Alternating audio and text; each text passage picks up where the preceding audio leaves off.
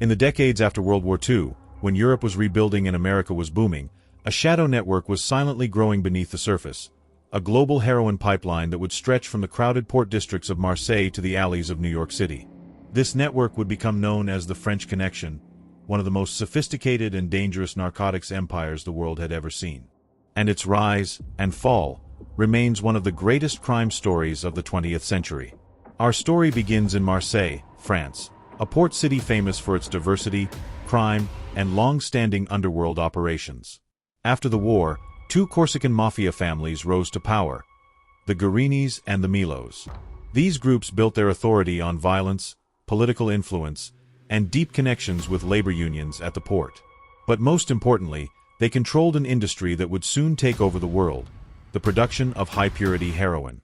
Marseille's criminal chemists, quiet, discreet, and exceptionally skilled, had discovered a way to refine morphine base into heroin of unmatched purity. Their heroin reached 98% purity, far superior to anything coming from Asia or the Middle East. And with America's appetite for drugs growing fast during the 1950s and 60s, demand was limitless. The pipeline was simple but brilliant.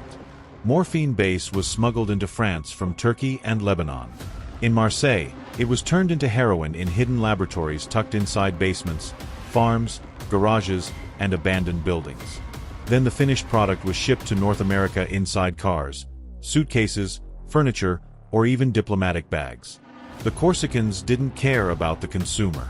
Their concern was profit, and by the late 1950s, profits were astonishing.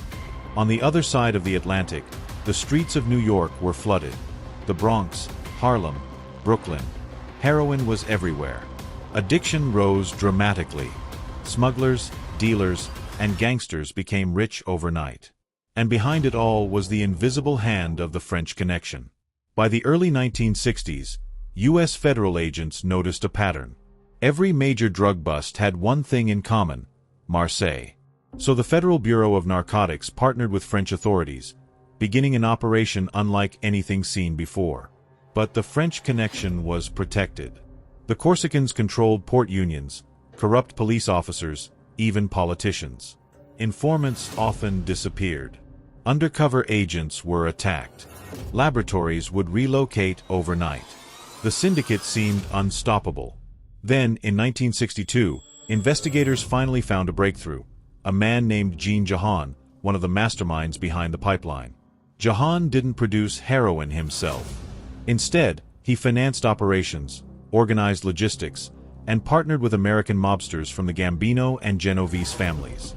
His power was enormous, but he remained a ghost. Every time agents got close, Jahan vanished. American investigators, frustrated with slow progress, began using aggressive surveillance. They listened to phone calls, tailed vehicles, and tracked financial transactions. Meanwhile, in France, young and ambitious police officers began rising through the ranks. Men who weren't afraid to challenge corrupt superiors or powerful crime families. In 1969, everything changed. Two New York detectives, Eddie Egan and Sonny Grosso, discovered a strange pattern involving a Frenchman named Jacques Angelet. Angelet was a businessman, but his travel habits were suspicious. He flew between Marseille and New York constantly, yet had no clear source of income. The detectives tailed him for days, watching him meet with known drug dealers and mob associates. That surveillance would uncover one of the biggest heroin shipments in history. A car, a seemingly ordinary 1960s French Buick sedan, was found to contain 112 pounds of pure heroin hidden in a secret compartment behind the rocker panels. In today's value, it would be worth hundreds of millions of dollars. This bust became the turning point. Newspaper headlines exploded. Law enforcement morale skyrocketed. And the French Connection finally had a face. But the syndicate wasn't finished. After the New York bust, the Corsicans shifted strategies. They moved labs deeper into rural areas. Chemists were relocated constantly. New middlemen replaced arrested ones. Meanwhile, U.S. demand kept growing, fueling profits and motivating traffickers to fight harder. The real collapse began not in America, but in Turkey.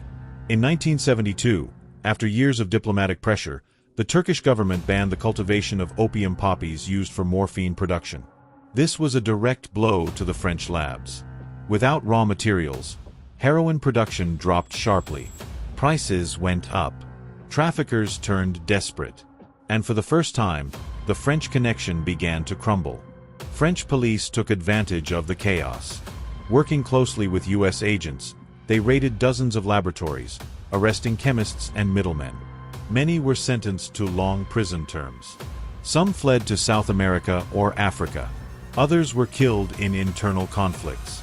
The end came in 1972, when a large-scale operation led to the arrest of top Corsican figures linked to the heroin trade.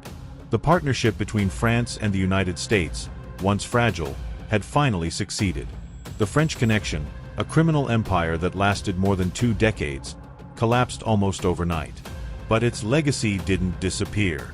The fall of the French Connection created a vacuum, one quickly filled by new players. Southeast Asian drug lords from the Golden Triangle stepped in, followed by South American cartels. In a sense, dismantling the French Connection opened the door for modern, more violent drug organizations. Yet the investigation left behind a triumph for international law enforcement. It was one of the earliest examples of true cross-border cooperation. French detectives, American narcotics agents, and international intelligence officers working as one team. The French Connection story also became immortalized in popular culture.